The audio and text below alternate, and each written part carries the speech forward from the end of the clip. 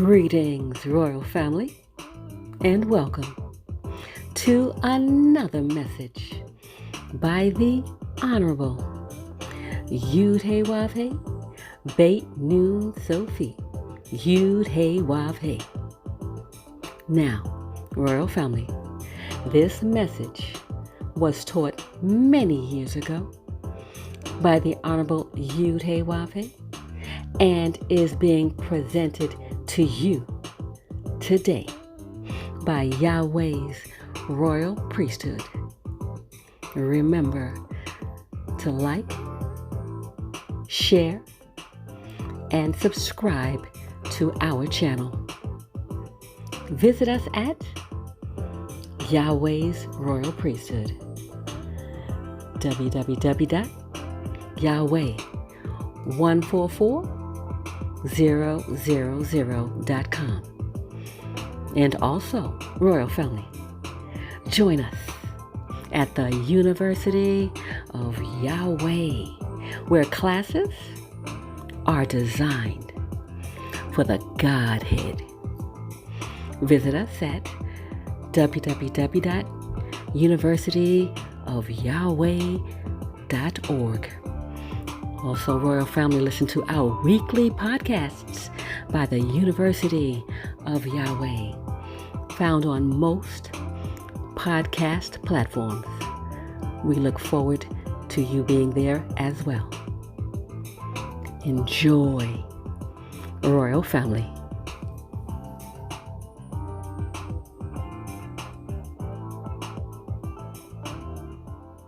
I thank and praise my Father, Yahweh, for this opportunity to speak with a distinguished group. I say distinguished simply because you are a select group of people who have been invited here by word of mouth. And I thank Yahweh for your presence. I'm here to share with you ideas, knowledge, wisdom, understanding on moving from poverty to riches. Like many of you, I was programmed to believe that there were open ways to move from poverty to riches, and that way was to get a good education. And a good education after high school, of course, meant go to some college. So I did that. And I'm sure I attended several universities or colleges. And of course, I did that in search of the keys from poverty to riches. I knew well and understood from observing those who were my teachers and having been told by them in high school that if you want to be successful in America, you had to be 10 times better than any white man on earth. How many of you remember such teachings? Good. We lost something with integration, because it's absolutely impossible for one of our black teachers to stand in an integrated classroom and just tell the black students, you're going to have to be 10 times better than any of your white students here to make it in America. Can't do it without the fear of being fired, and it's almost guaranteed. When the white kids run home and tell their mamas, guess what our teacher said today? They told the black kids they had to be 10 times better than us, mama. And we know that would be a united front from concerned white parents to remove that teacher. So we lost all of that. And you know well that no white teacher is going to stand in her classroom with integrated students and say, all of you black students here, you're going to have to be 10 times better than me and all the white students in the class. It has not been done in these 30 years of integration. It's not about to be done. So we learned that we lost something. But I was taught that. As many of you raised your hands, were taught you have to be 10 times better. I believed it, and I accepted it. So I bought going to college. Though I didn't see my teachers rich, their education had never moved them from poverty to riches. So I ultimately ended up at Atlanta University seeking a master's degree, which I did get, a master's in economics. Some of my teachers were white. They all had doctorate degrees. None of them had moved from poverty to riches. In fact, none of them were in business.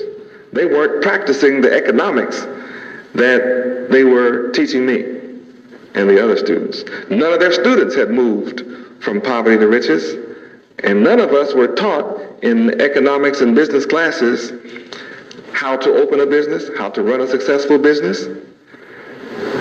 It just wasn't taught. So the only thing I had left open for me was to become another teacher of the vicious cycle of how to go get a job. And until you can show me those who have jobs becoming rich, I won't believe that you can ever get rich on a job that you don't create yourself, for yourself.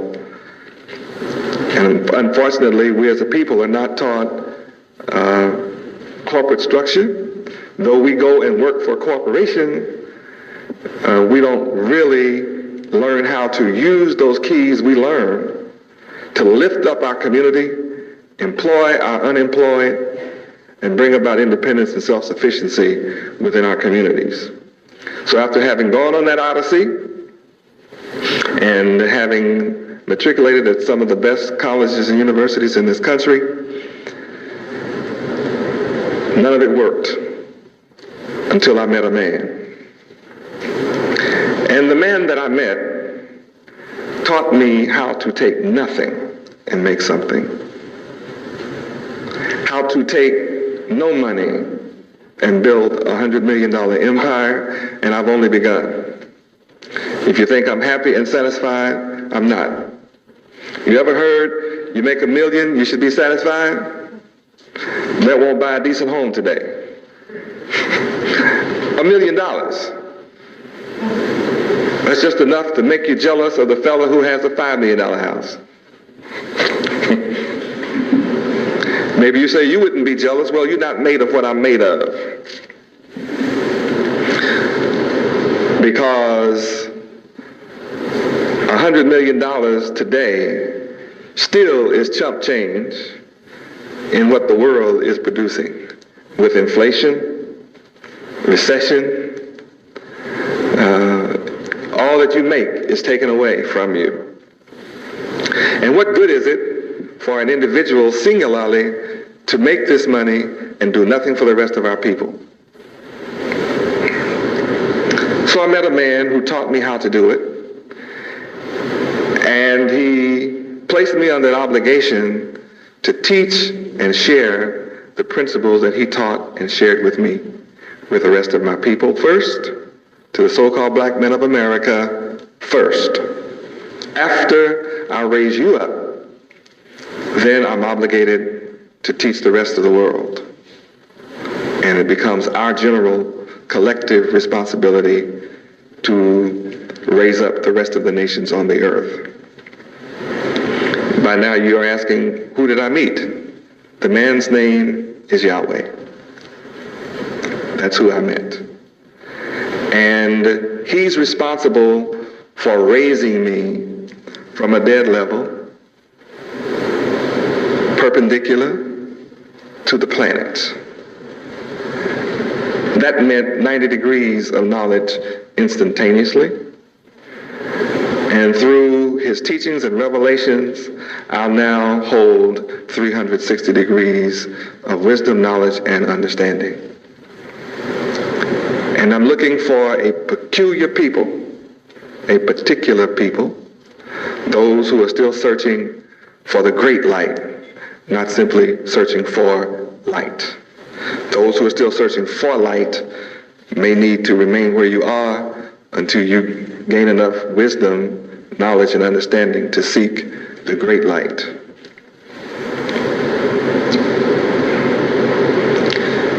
Who is Yahweh? Yahweh is a name that each of you are obligated to study, to seek, to research for yourself. I'm not here to try and convert you to this name, force you to believe this name. I'm not here to proselytize you to this name. I'm not here to proselytize you to believe as I believe. I'm here to share with you what this name is about. And you can find out about it in your dictionaries, encyclopedias, the Bible interpreters' dictionaries, your Bible dictionaries such as Unger's. You can look in the New Jerusalem Bibles and many of the old Bibles, and you can see this name for yourself. Every man that is in the proper lodge knows what this name is and knows what this name is about. That this is the world's best kept secret. And all of them know, who are truly knowledgeable, that there's only one man qualified on the planet Earth to ever come and reveal this secret. And that is one who is raised by the architect of the universe. And that's who I am.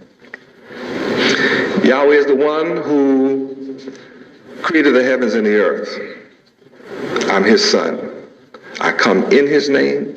I come bearing his name. And the more you learn about the name, the more you learn about me. Who am I beside the Son of Yahweh? I'm a Hebrew Israelite. That's my nationality. My history is Hebrew. My culture is Hebrew. My language is Hebrew. And through our patriarchal fathers, Abraham, Isaac, and Jacob, all of North Africa belongs to me. That's for starters. Quite frankly, the earth is mine and the fullness thereof, and all the people in it. The silver and the gold is all mine. And you, the so-called blacks of America, who are you? You are the chosen of Yahweh. You are the elect of the Creator. You have been chosen by the Creator as the tribe of Judah to rule the earth forever. No one can prevent it. No one can prevent it. And I'm here for a very, very special and select group of you. And I'm quite satisfied if I only reach one of you in this meeting. If one of you can see what I'm projecting, you're the one that's being called at this time. The scriptures teach that you will only come one by one. And each of you in here, you're operating on a special spiritual time clock. And when it's your time, your eyes will pop open and you will suddenly see and understand, and you'll cry out, why didn't I know this before? Why didn't I accept this before now? It's just a matter of time when all of you will wake up the same as Martin Luther King said before he was assassinated. He was allowed to go to the mountaintop, and he said that he may not get there with you to the promised land, but he was confident you would get there. I'm the one to take you there, to the promised land. That's who I am.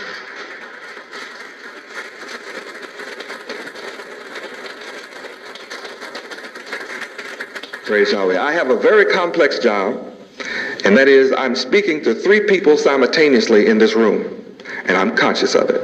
I'm speaking to the conscious, the unconscious, and the dead. These are the three. The dead group fit also in the blind, the deaf, the dumb, the ignorant, the dead. You know, that group is all the same.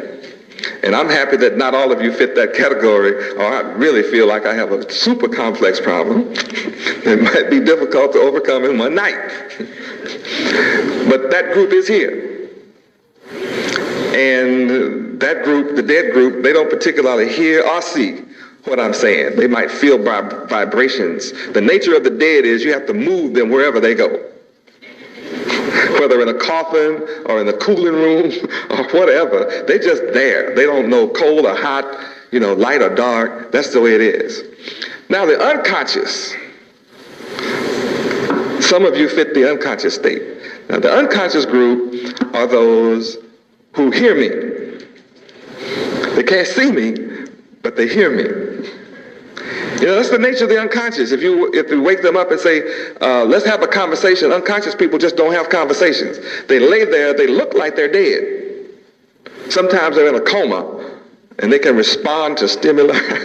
They can respond to a touch. They can respond to vibrations.